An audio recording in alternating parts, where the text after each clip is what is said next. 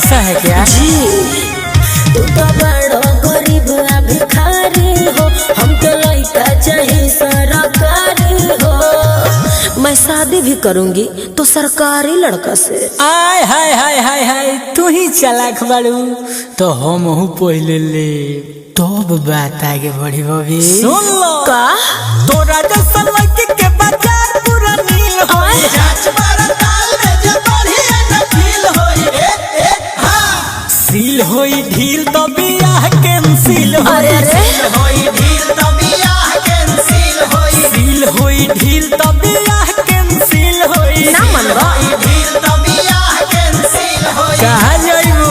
अरे दूर हटा लो।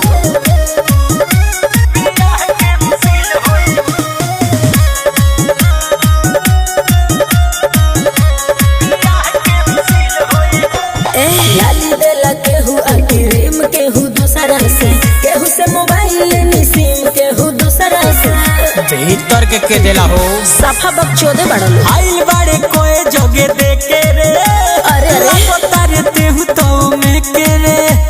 देखिए ये सारा सर गलत हो रहा है। अरे तो सही क्या है हम बताते हैं, चलिए ना खूब चाउमीन आओ। नया ही कानून बनी तिलक में डील होई,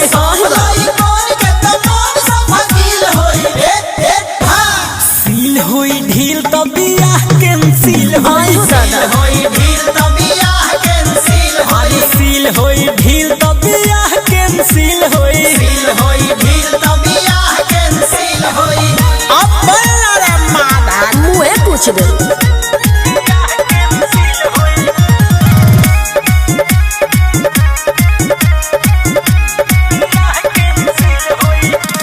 नेता या विधायक पूरा देश बाटे हमनी के, पुलिस थाना मीडिया प्रेस बाटे हमनी के।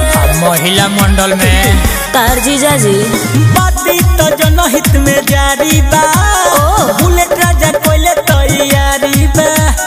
ढेर हीरो बना तरह का धक्के बबरिया नोच ले। नोचबो जी नोचा ला निर्मल योगेश के जे खुश नहीं दिल होई, रहब कुआर भले कोनो मुश्किल होई रे।